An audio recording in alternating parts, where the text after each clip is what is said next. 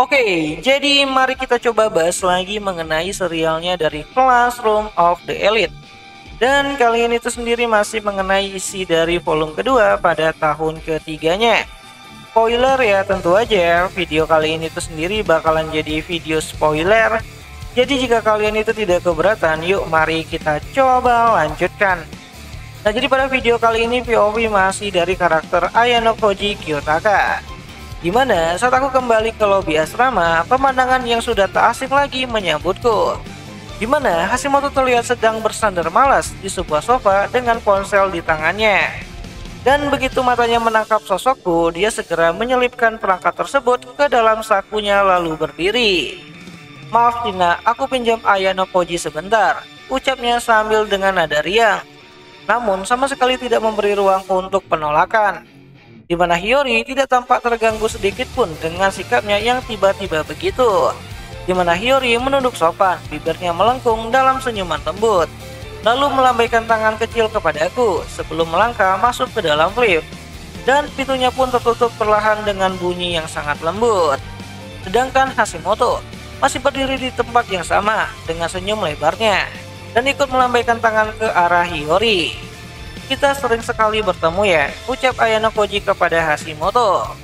"Apa kau memang menungguku?" lanjut Ayano Koji. "Ya, semacam itu," jawab Hashimoto sambil sudah lebih dulu berbalik menuju pintu keluar dan berkata, "Ayo jalan sebentar." Dan tanpa memberiku banyak pilihan, dia pun membawaku keluar dari lobi asrama. Kami pun berjalan menyelusuri jalan setapak yang sepi, jauh dari rute biasanya antar asrama dan juga sekolah. "Kau tahu, kau itu luar biasa sabar dengan Shina." "Tidak, bahkan lebih dari itu, kau cukup dekat dengannya." "Bunga tadi, kau yang memberikannya kan?" tanya Hashimoto. Dimana aku menatapnya sekilas dari samping sambil bertanya, "Apa yang membuatmu berpikir begitu?" ucap Ayano Koji. "Ya, saat aku memberikan bunga popi itu kepada Hiyori, tidak ada seorang pun di sekitar kami. Mustahil Hashimoto bisa melihatnya." "Jangan pura-pura bodoh, itu jelas sekali dari betapa bahagianya dia memegang bunga tersebut. Siapapun bisa langsung tahu," jelas Hashimoto. Ya, tampaknya begitulah yang Hashimoto rasakan saat melihatku bersama dengan Hiyori. "Akhir-akhir ini kau sering menyebut nama Shina," lanjut Hashimoto. "Itu membuatku bertanya-tanya, dan hari ini aku memutuskan untuk mencari tahu jawabannya dengan cara apapun," jelas Hashimoto. Dimana Hashimoto menarik nafas dengan pelan lalu menatapku lurus-lurus. "Kurasa orang lain tidak akan nyaman menanyakan hal ini kepadamu. Jadi biar aku saja yang jadi orang jahatnya dan langsung ke intinya," ucap Hashimoto. "Apa Shina itu? Seseorang yang istimewa bagimu?" tanya Hashimoto kembali. Ya, dari ekspresinya aku bisa melihat dia benar-benar serius. "Emangnya ada masalah kalau aku punya seseorang yang dekat denganku?" tanya Ayano Koji balik. "Bukan masalah juga sih," ucap Hashimoto. "Tapi jujur saja, aku juga tidak akan merasa terlalu senang dengan itu," sambung Hashimoto kembali. Ya, ucapannya terdengar agak menghindar, dan saat aku menatapnya, dia pun memalingkan wajahnya. Seolah-olah kata-kata itu meninggalkan rasa pahit baginya. "Dan bukan cuma aku," lanjut Hashimoto. "Aku yakin Ichinose juga tidak akan suka. Di kelas D beredar kabar kalau dia menyukaimu.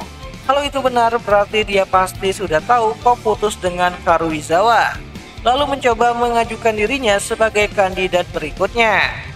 Sejak kita ikut duduk di pembicaraan aliansi waktu itu, aku merasa tatapan dia pada dirimu agak berbeda. Sejujurnya, aku sudah mengira hanya soal waktu sebelum kalian berdua benar-benar bersama. Atau apa kalian sebenarnya sudah pacaran?" tanya Hashimoto kepada Ayano Koji. "Kami tidak berpacaran," jawab Ayano Koji dengan singkat. Ya, seharusnya itu jawaban yang ingin dia dengar. Tapi bukannya terlihat lega, Hashimoto malah terkejut. "Kenapa tidak? Kalau Ichinose, kau tidak akan bisa menemukan pacar yang lebih baik darinya. Jujur saja, bahkan aku, yang hampir tidak mengenalnya sekalipun, pasti akan langsung bilang iya kalau dia menyatakan perasaannya. Dia ada di level yang berbeda tahu. Kau sama sekali tidak punya alasan untuk menolaknya," jelas Hashimoto. "Maaf merusak fantasi kecilmu. Tapi dia belum pernah menyatakan perasaannya kepadaku, ucap Ayano Koji. Ya, meski belum, kau bisa saja mengambil langkah pertama kan? Kalau dia menyukaimu, langsung saja maju tanpa ragu. Maksudku bukan dengan cara aneh, tentu saja, ucap Hashimoto. Ya, dia buru-buru memperjelas ucapannya, tapi perbedaannya tidak terlalu berarti. Aku dan Ichinose adalah sekutu, tidak lebih, tidak kurang, jelas Ayano Koji. Jadi kau menarik garis itu untuk tetap menjadikannya sekedar sekutu, bakat untuk masa depan, tanya Hashimoto. Dimana sebelum aku sempat menjawab, dia langsung menekan lebih jauh. Yang berarti sekarang kau mengejar Shina kan? Tanya Hashimoto kembali. Aku terkejut, tak kusangka kau akan begitu peduli dengan urusan percintaan orang lain, ucap Ayano Koji. Tepatnya, aku khawatir perasaan itu bisa mempengaruhi peluang kelas kita untuk menang, balas Hashimoto. Bukan soal siapa yang aku kencani, tapi apakah aku mungkin membiarkan perasaan pribadi mengaburkan penilaianku. Itulah yang tampaknya ia khawatirkan. Sangat khas dengan Hashimoto. Tak perlu jawabanmu. Aku sudah tahu. Kau memutus ikatan dengan Horikita dan yang lainnya. Orang-orang yang 2 tahun lamanya bersamamu dalam suka maupun duka, lalu berpihak kepada kami. Aku tidak akan ragukan tindakanmu, yang tidak akan berubah hanya karena kau terikat dengan 1 atau 2 perempuan, seperti Ichinose atau Shina, ucap Hashimoto. Untuk seseorang yang percaya begitu, kau tampak cukup terlibat dalam topik ini, terutama kalau menyangkut soal Hiyori, balas Ayano Koji. Jelas sekali, dia menaruh bobot lebih pada Hiyori dibandingkan dengan Ichinose, anggap Ayano Koji. Dari sudut pandang orang luar, selalu terlihat seperti kau memberi perlakuan khusus kepada Shina, ucap Hashimoto untuk menutupinya dengan mengatakan semoga itu hanyalah kekhawatiran yang tak perlu. Tapi kenyataannya, aku memang sudah memperlakukan Hiyori dengan cara yang bahkan aku sendiri tidak bisa benar-benar bisa didefinisikan. Bukan berarti aku akan membiarkan kehadirannya mempengaruhi performa kelasku, tapi di tingkat pribadi, aku tahu aku tidak ingin memperlakukannya dengan sembarangan, anggap Ayano Koji. Aku mengerti, jadi itu maksudnya, ucap Ayano Koji. Apa maksudmu dengan itu? Tanya Hashimoto kembali. Mungkin aku menyukai Hiyori, jelas Ayano Koji. Hah? Ucap Hashimoto yang terkejut mendengarnya. Aku belum bisa memastikan perasaan ini sepenuhnya, ucap Ayano Koji mencari kata-kata yang tepat. Tapi setidaknya, ini adalah perasaan yang tidak kumiliki untuk orang lain. Atau mungkin sesuatu yang baru saja mulai terbentuk, jelas Ayano Koji kembali. Di mana penyebab dari kegelisahan dan kesalahan dalam penalaranku hingga kini, alasan kenapa sulit menemukannya adalah karena ini sesuatu yang berada di luar jangkauan pengalamanku, pikir Ayano Koji. Tunggu, kau serius? Dan kenapa kau bicara seolah ini pertama kalinya kau merasakan hal seperti itu? Bukankah kau baru saja berpacaran dengan Karuizawa? Tanya Hashimoto kembali. Ya, jika emosi yang baru saja aku temukan ini benar-benar mulai berakar dari dalam hatiku, aku tidak bisa menahan rasa kagum yang tenang terhadap kekuatan emosi itu, serta waktu kemunculannya juga tak terduga. Dorongan untuk tahu lebih banyak mulai mengaliri, tanpa diundang, memaksa, dan tak bisa dibendung. Jika aku menelusuri jejakku kembali, apakah aku bisa menemukan momen pastinya? Kapan pertama kali aku sadar akan keberadaan Hiyori? Apa yang membuatnya berbeda dari yang lain? Aku ingin menggali lebih dalam, terus dan terus sampai menyentuh dasarnya. Tidak, sekarang bukan saatnya untuk tenggelam dalam fantasi yang tidak perlu. Menarik kesimpulan sekarang seolah menyusun strategi akan terlalu terburu-buru dan sia-sia. Apapun hasilnya, emosi ini adalah sebuah eksperimen yang luar biasa menarik. Terlalu memikat untuk diselesaikan dengan tergesa-gesa, pikir Ayano Koji. Kalau begitu, tergantung bagaimana nanti. Apa kau berencana untuk berpacaran dengan Shina? Tanya Hashimoto secara tiba-tiba. Kukira kau percaya tindakanku tidak akan berubah. Lalu kenapa kau begitu bersemangat mengorek informasi percintaan orang lain? Tanya Ayano Koji.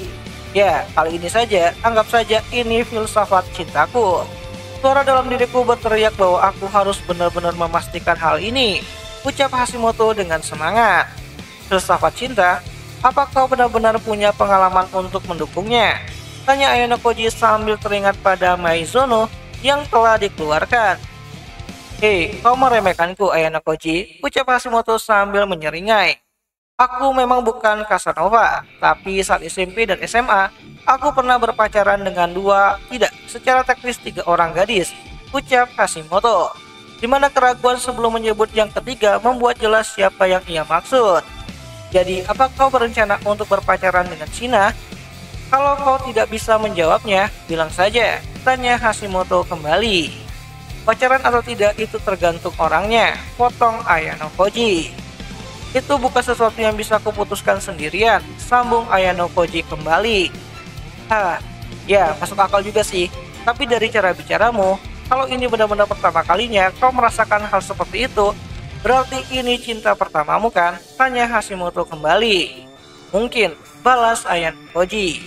Ya, untuk saat ini aku memang tidak punya bahan untuk menyangkalnya. Tapi peduli berapa banyak orang yang kau pacari, cinta pertama hanya terjadi sekali, kata Hashimoto dengan datar. Dan hampir tidak pernah kau akan berakhir bersama orang tersebut. Contohnya aku sendiri, seorang teman sekelasku waktu SD.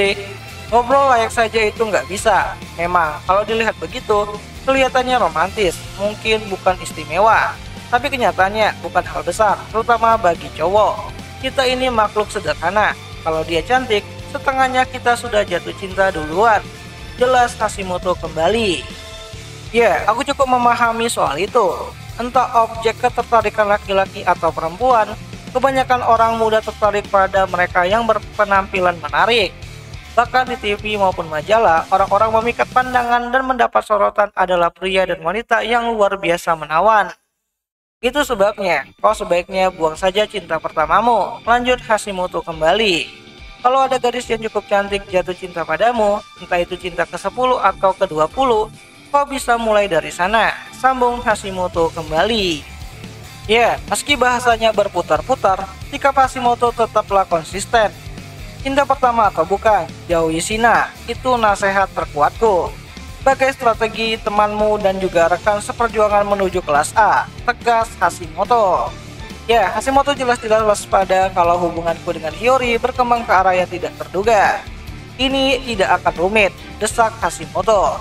Kau bisa balikan dengan Karuizawa, kau bisa berpacaran dengan Ichinose, atau gadis lain yang kau mau, asal jangan Shina, terang Hashimoto kembali. Ya, jelas Hashimoto sedang mengamati reaksiku dengan sengaja mengulang-ulang ucapannya. Kalau aku menyetujui ataupun menolak terlalu keras, dia akan menganggapnya bertanda buruk.